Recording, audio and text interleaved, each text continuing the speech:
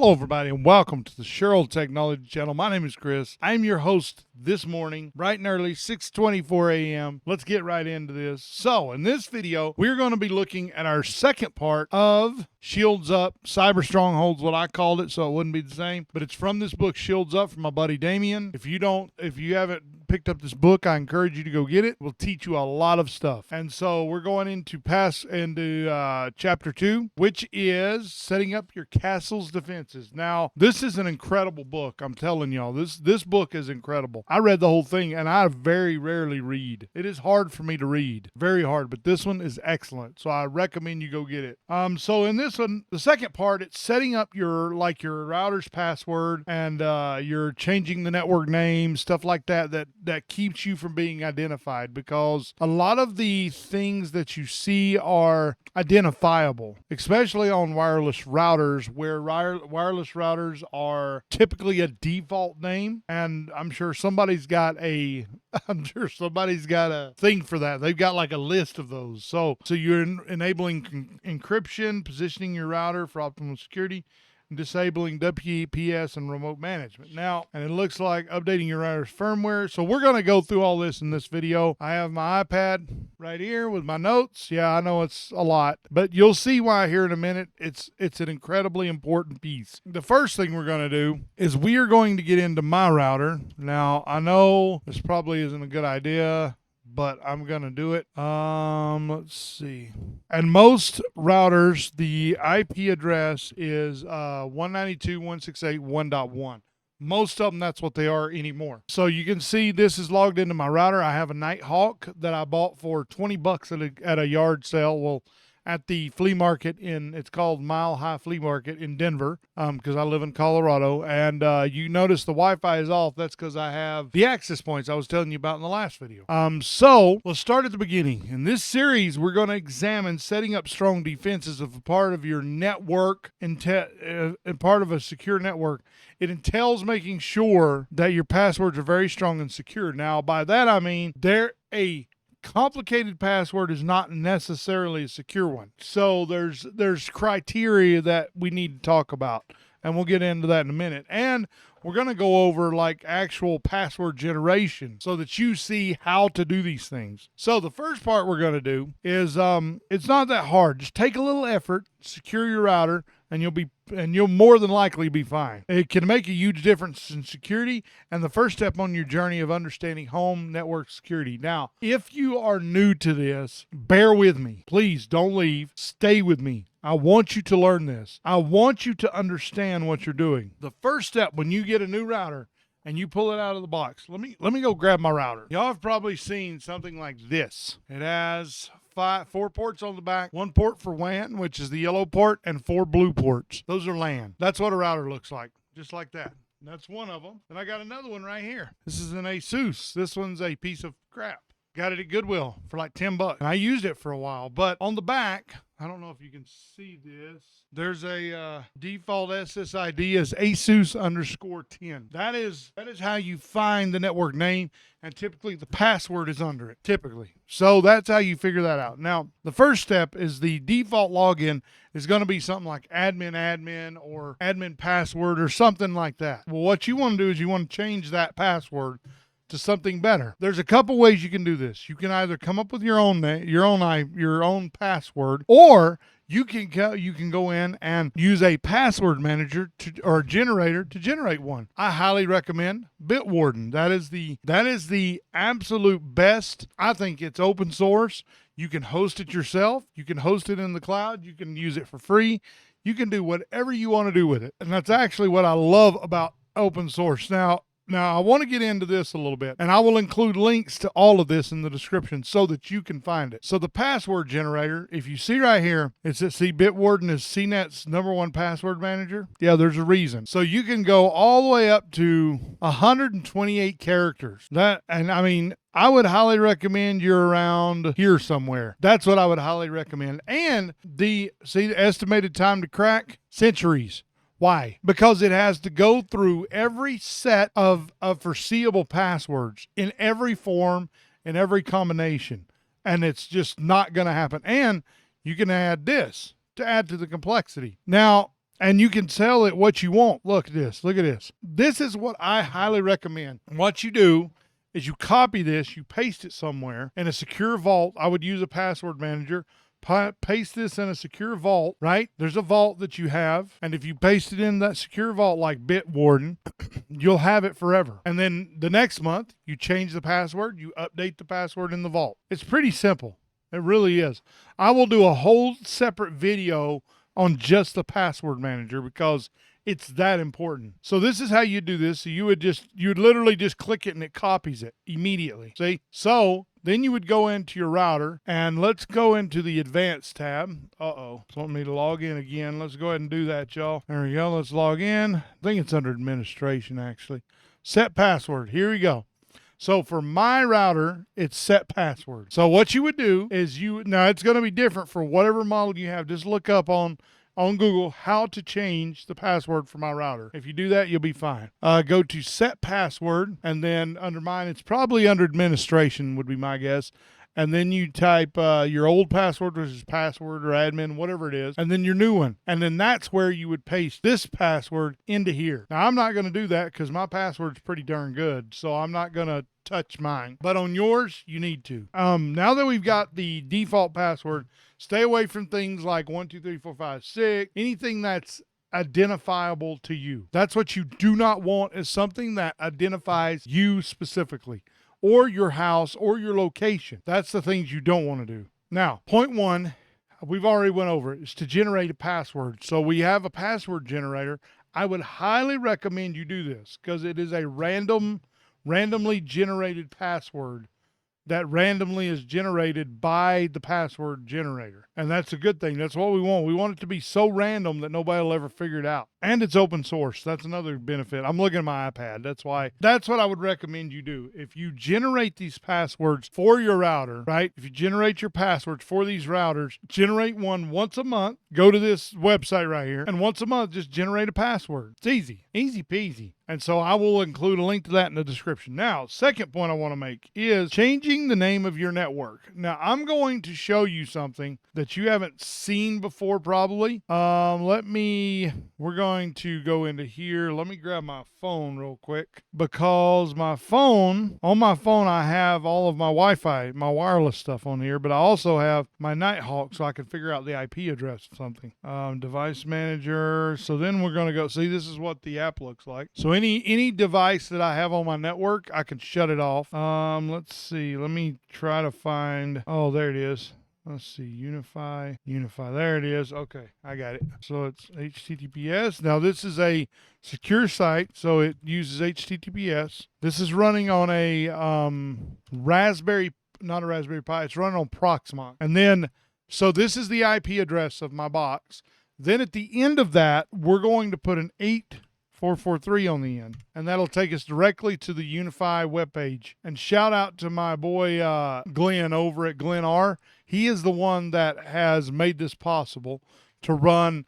So I have a virtual machine. I've done a couple videos on it where I show you how to set it up, how to get it running, all that kind of stuff. But let's see. And I probably need to change this password at some point because I think it's in the hacked password. So we're going to change that eventually. Maybe I already did change the password. Okay, so now it sent a thing to my email. So that's good. Okay, let me switch over to my thing here. There it is. Set up. This is multi-factor. So in my last video, I talked about this. So this is how you do multi-factor. And if y'all want videos on this, you just let me know, and I will be more than happy to show you how to do it. Very simple. Now, this is my network. This is my wireless network. Now, we're going to go to devices. So you can see this one I don't need because it is no longer valid. I need to actually see if I can remove this. I have thought about doing a separate network for it. Did it remove it? No, apparently not. So you can see here, then it went there. So then here you can see it's got the IP addresses, the 24-hour usage, 581 gig of the upstairs one. That's doesn't make a whole lot of sense, but okay. So this is showing all the client devices right here, and you can see the douche IoT. So I made a network, and I'll change this later, but I made a network that would make it easier for me to connect things. And it's not, as you can see, it's not identifiable, by my name or by where I live or any of that. I mean, people who know me or my son might know what this is, but most people are not going to know what that is. Let's see. So then we have our IP admins, and then here's all of our stuff. System logs, receiving. AC Pro is offline. That's because I unplugged it. So this is the dashboard for it.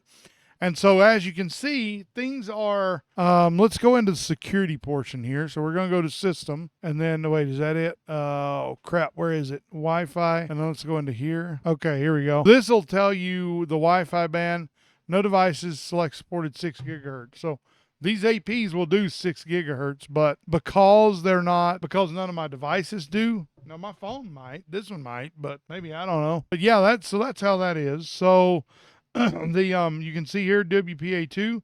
I can do WPA3, which I may do a video specifically on that at some point. And the way that works is right here. So I wanted to get into this a little bit too, because I wanted to explain to you what the difference is. So for WPA2, it takes a password and encrypts it, right? So it's a suitable organization, blah, blah, blah, blah. The data is extremely confidential. The best option is to use WPA3. It uses better encryption with a 256-bit encryption key and advanced encryption algorithm. See, that's why it's better. WPA protects users from brute force and crack attacks. It does not fall pretty for common password guessing techniques, and even if the password is guessed, it is too complex to decrypt data. So not only does it encrypt the data, encrypts the password, but then it does another layer of encryption on top of that. WPA3 is the way to go, dude. However, in enterprise, the biggest issue is compatibility with WPA3. So in an enterprise organization, so if you look at the difference, the 128-bit, it offers suitable security but must have a complicated password, as it uses 128-bit encryption key and a pre-shared key, which you don't want a pre-shared key, which is like a standard set password.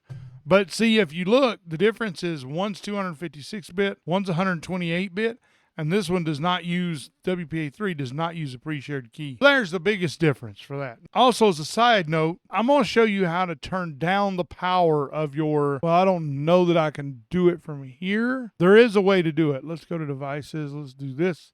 Here we go. We can do it right here. So let's go to here. In Unify, there is a way to turn down the power. Now, this is for even my router here, there's a way to do it, even with the router. How do I sign out of this crap? There we go. Well, apparently it automatically does it. I've got it set to like 2 or 3 minutes. So if you look here, you notice that the transmit power is set to medium. Now, you may be asking yourself, Chris, why did you do that? Well, because I don't want people across the street knowing, if that's what I was telling you in the last video. If you have a wireless network and it's broadcasting outside of so like, let's say you across the street or something. Let's say that you can go across the street and see your network. Your power's up too high. So you're going to want to modify that based on this. And it's got a low. So if you need to lower it down, you can. And so you notice I increased the channel width. Originally, the channel width was set to here. I do 40. So think of a highway, right? You have a two-lane highway, right? You increase it to 4 lanes. What's going to happen? It doesn't increase the length of the highway. It increases the width. What's going to happen? Yes, you're going to be able to get more people on it. Exactly. And that's the whole point. And so the 5 gigahertz channel, you notice it's 80. So it's 80. So you can get 8 cars instead of 2. It's awesome. That's what I love about this stuff. So you have medium transmit power on both of them. Now I will do a test. I may do a video on this to test it, to go across the street, see if I can see my access points over there, my network over there. And if I can, I'll turn them down again. So that's kind of where I'm at. And it'll make your stuff last longer. So if you notice right here, I have it band steering to the 5 gigahertz channel. So anything that can use it, it uses it. And if you want to hide the SSID, you can do that too. Hide Wi-Fi name. I think it's this. So there's a way to do it. I believe that's the one that it is. So what that'll basically do is that will help you to hide your SSID. Now, point 3, updating your firmware. Now, updating the firmware, it depends on the one you have, will probably be under that administration tab, and it will probably say, well, you know what? Let's just go to it. Crap with it. Let's just go to it. I'm going to take you there. I told you I'd walk you through all of it, so that's exactly what I'm going to do. Let's see. Let's go to advanced administration. Router update. So it'll say something like that. So you can go check, and it'll attempt to connect to the Netgear server, attempting to connect to Netgear server. So it'll connect to the, and it'll tell you whether there's a new one available or not. The first thing I did was change the password and update the firmware. Those are the two things I did first. Now, setting up a guest network. Okay, y'all. This is up for debate because I don't really like setting up guest network because I don't like people seeing my stuff. I don't like people being on my network that have no idea what they're doing. I'm just going to be honest with you about it. I don't like when people are on my network that I don't know. Now, there's times when I've let people on my network. Sure, I've done it, but I typically don't. And it's only people that I know personally that I'll let on my network. So this is kind of up to you. It is a really good way to separate the traffic out.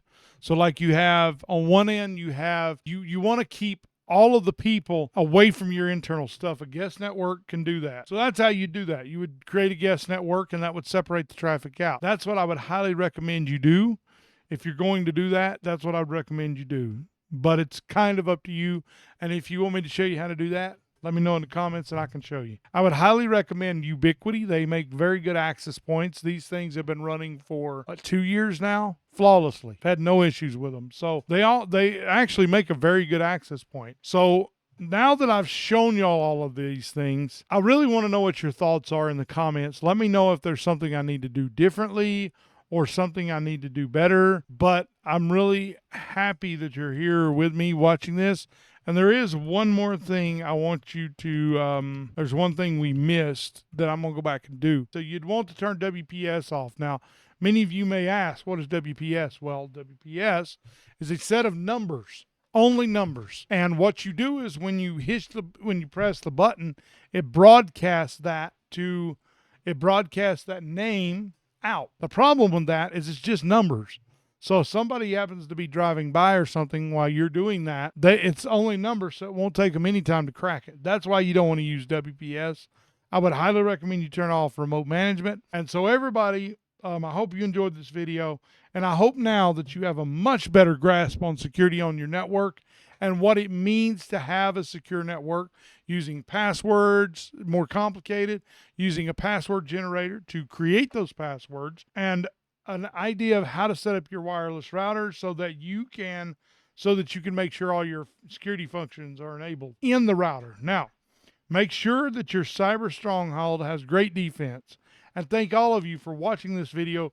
I thank you, and I pray that you would like, comment, subscribe to this channel if you so desire. And if you don't know the Lord Jesus Christ as your personal Savior, reach out to me in the comments and I will pray for you. Just leave your name down there and I'll pray for you. That's all you got to do. Jesus knows who you are. And until next time, everybody, I hope you enjoyed this video. Thank you for watching. And until next time, peace, everybody.